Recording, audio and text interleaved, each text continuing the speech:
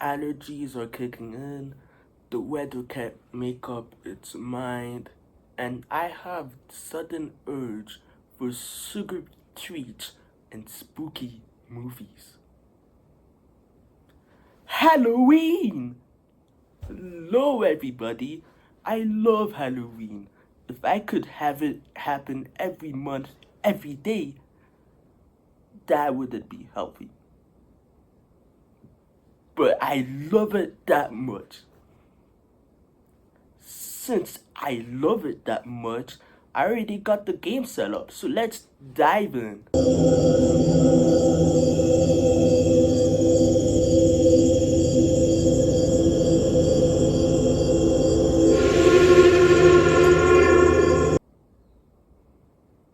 Well, I guess I'll try a Castlevania game.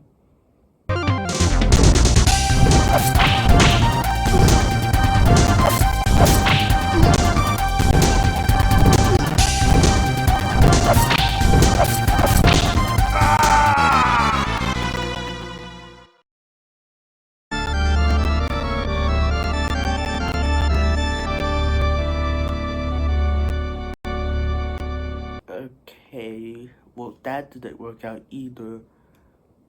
Splatterhouse?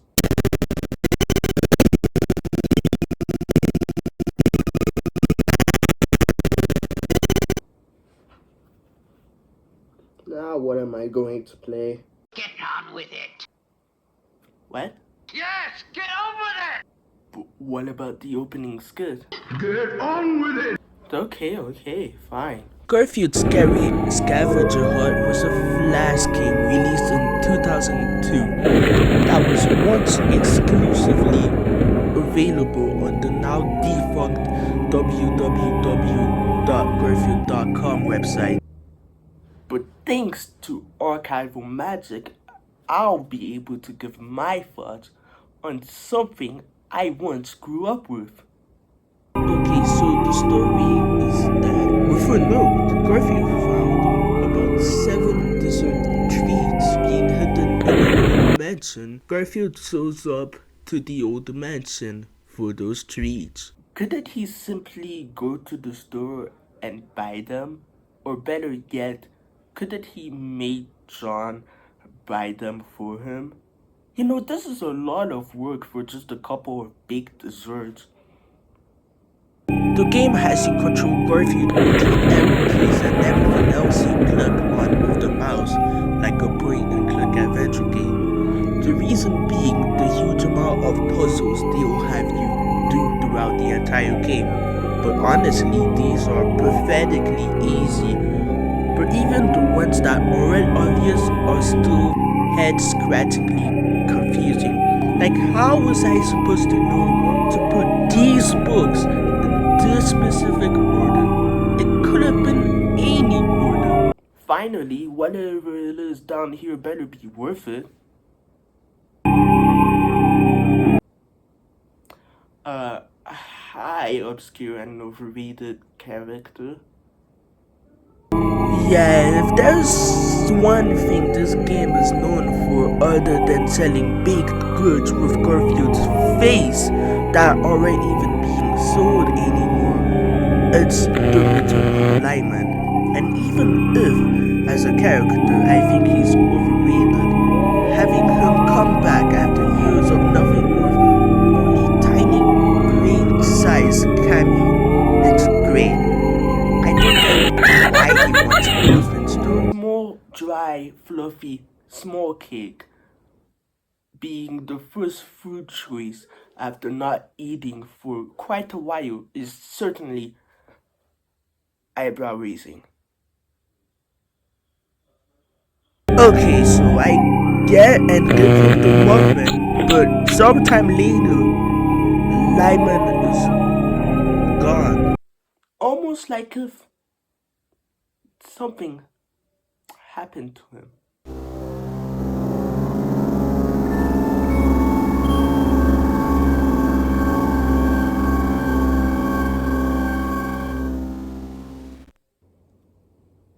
Can we talk about how the scare bar makes no sense?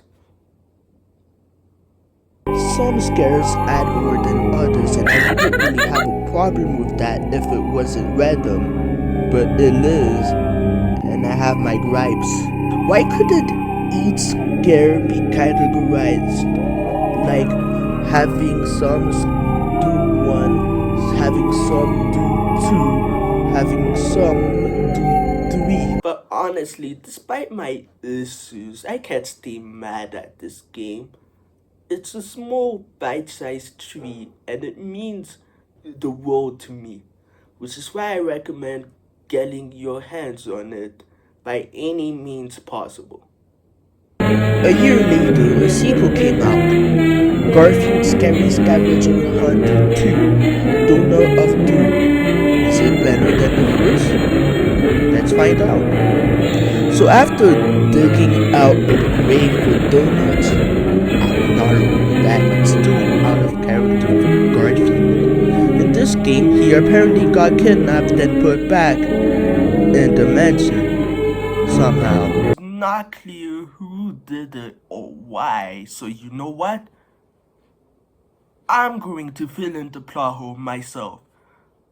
So you see, the monster of the mansion were not happy that all their baked goods disappeared. So after figuring out Garfield ate them all by the 2 mouse from the cupboard, they find him, they knock him out, and Garfield is back in the mansion.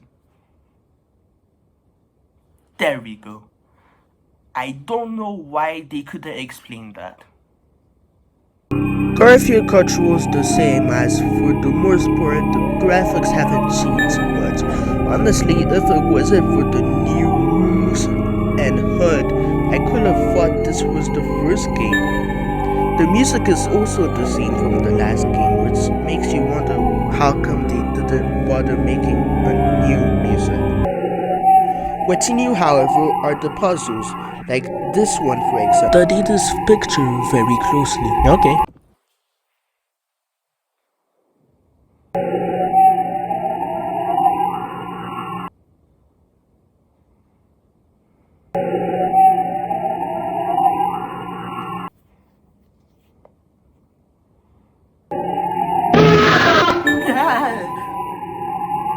Just kidding. Oh me.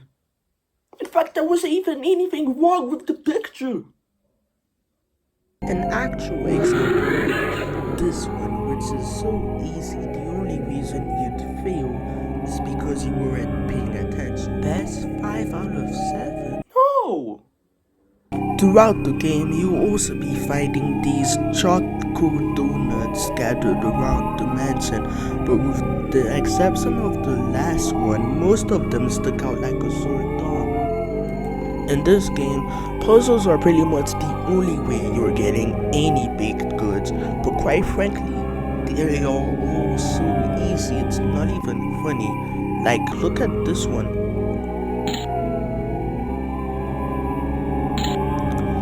Wow, it's just so sad. The only one I struggled with is the mouse one, but even then, that's only because they were going so fast. But the main thing I don't like about the game is its abysmal pacing. Okay, so the first game is short. Some may have wanted to be longer, but for the most part, it didn't overstay its welcome. But in Donut of Doom, it's the opposite. More baked goods to find for a longer experience. It also doesn't help that this game is way more vague than the first on what to do. In fact, it's way too vague. Sure, sometimes it is obvious, like using the hairpins on the fridge lock, duh. But how the heck am I supposed to know to use this mouse hole when another mouse hole just brings you to the other side of the room? Oh, and after collecting all the baked goods and seeing the library somehow now lead outside,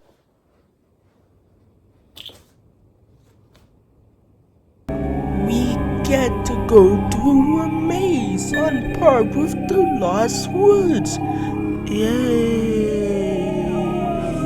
But after all of that, what is the reward? What do you get for all your trouble? Screen save.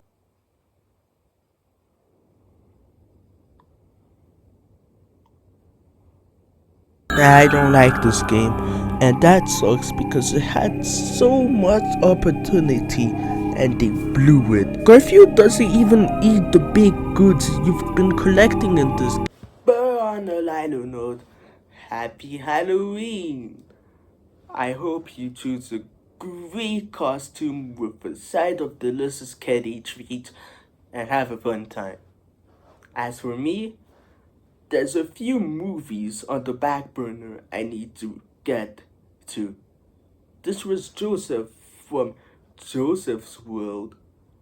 Ed, wait a minute. Next month is November. You know what that means? Nick, November. Nick, Nickelodeon.